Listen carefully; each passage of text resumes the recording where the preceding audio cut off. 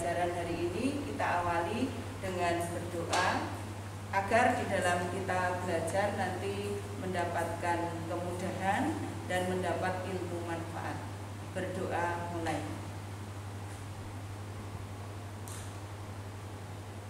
Cukup? Ya.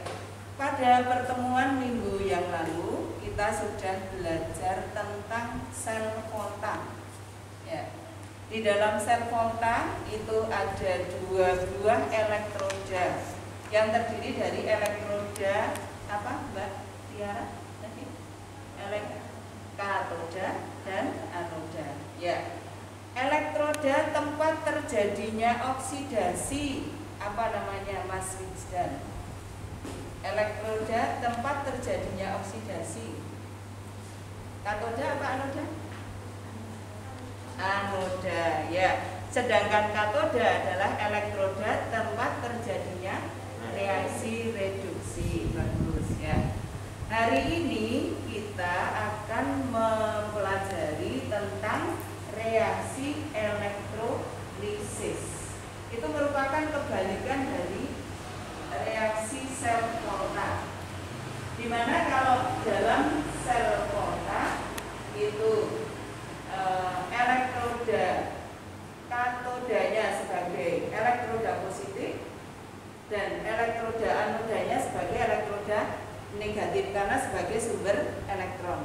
Sedangkan pada sel elektrolisis di sini nanti kebalikannya. Anodanya merupakan kutub positif, katodanya merupakan kutub negatif. Dalam sel elektrolisis itu kelihatannya masih asing bagi kalian ya. Tapi sebenarnya elektrolisis, peristiwa elektrolisis itu ada di sekitar kita itu banyak sekali. Misalnya pada proses penyepuan di PT Freeport juga ada. Di sana ada proses pemurnian logam tembaga, proses pemurnian logam emas itu menggunakan proses elektrolisis. Kemudian ibu-ibu yang mau apa itu, mau jagung, mau resepsi itu biasanya pakai cincin giwang yang besar. Itu belum tentu itu emas semua ya, bisa jadi itu hanya logam biasa kemudian disepuh dengan logam emas. Nah, bagaimana cara melakukan atau bagaimana reaksi-reaksi yang ada di sel elektrolisis itu mari kita pelajari elektrolisis ini. Pelajari di sini kompetensinya adalah menganalisis faktor-faktor yang mempengaruhi terjadinya korosi dan cara mengatasinya. Kemudian indikator pencapaian kompetensinya yaitu menganalisis proses atau reaksi yang terjadi. Proses itu disebut sel elektrolisis. Nah, kemudian secara umum sel elektrolisis itu terdiri dari dua bentuk sama seperti sel kontak, yaitu ada anoda tempat terjadinya apa tadi? Oksidasi. Ya.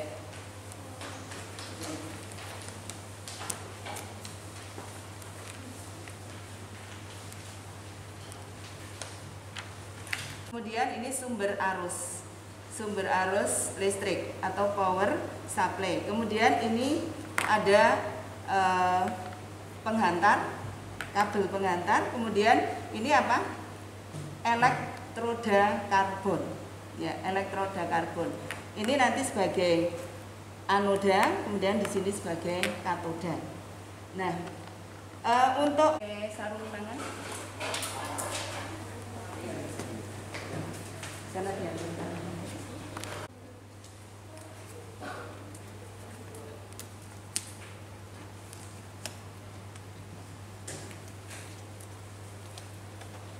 Yuk. Bisa nggak pakainya? Agak gemuk sampai batas putih-putih itu. Ya. Sampai batas putih-putih itu. Ya, sudah. Gitu aja. Cukup. Terus Mas, kamu yang dari sini dicelupkan, satu di anoda, satu sebagai katoda. Dipasangkan di sini, ya. Terus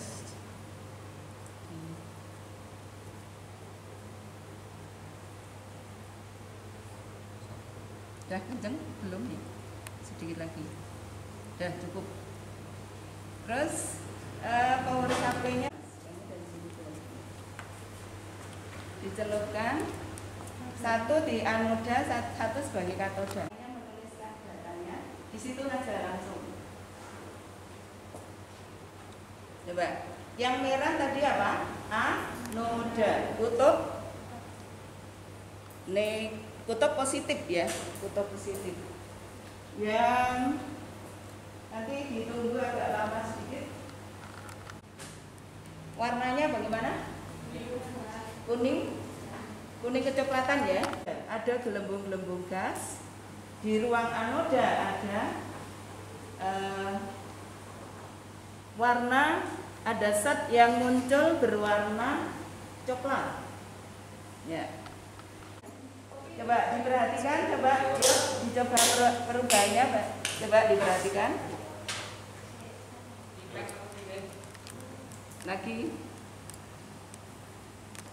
Ya, bagaimana? Ada perubahan? Ada. Warnanya jadi apa? Dipasangkan sama seperti tadi, diletakkan di katoda.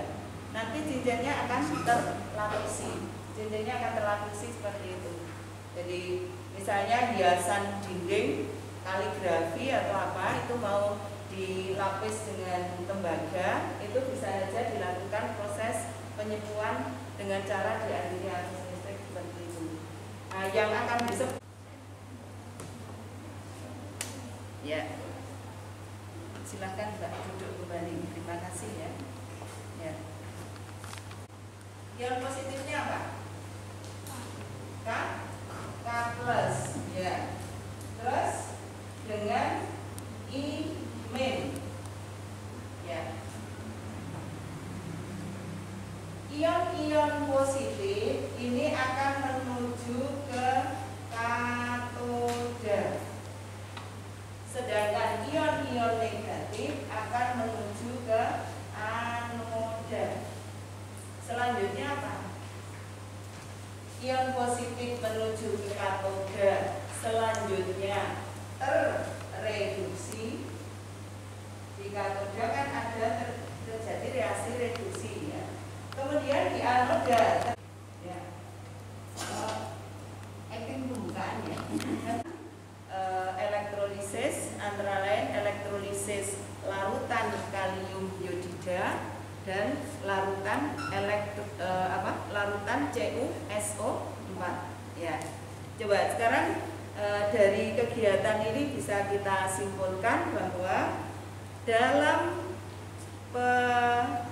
peristiwa elektrolisis larutan kalium iodida itu di anoda tadi dihasilkan padatan I2, padatan iodium yang bisa nampak di sini berwarna merah kecoklatan. Sedangkan di ruang katoda tadi ada gas hidrogen sebagai gelembung-gelembung gas, kemudian larutan bersifat basa. Larutan bersifat basa bisa ditunjukkan jika ditetesi dengan fenolftalein akan berwarna menjadi apa? Warna merah. Kemudian dalam larutan CuSO4 ya, ini tadi CuSO4 kalau dielektrolisis di ruang katoda ini tadi dihasilkan di ruang katoda ini dihasilkan ada endapan tembaga yang menempel di elektroda. Kemudian di ruang anoda dihasilkan gelembung-gelembung gas. Gasnya tadi gas apa? Gas oksigen. Ya. Ada pertanyaan? Ya. Kalau tidak ada pertanyaan, untuk tugas di rumah. Nanti yang teman-teman yang di rumah juga akan saya share tugas, yaitu silahkan cari informasi tentang proses penyembuhan logam dari internet ya. Nanti hasilnya dikirim melalui GCR ya. Waktu sudah habis. Terima kasih atas perhatiannya dan kita akhiri dengan ucapan salam. Assalamualaikum warahmatullahi wabarakatuh. Waalaikumsalam warahmatullahi wabarakatuh.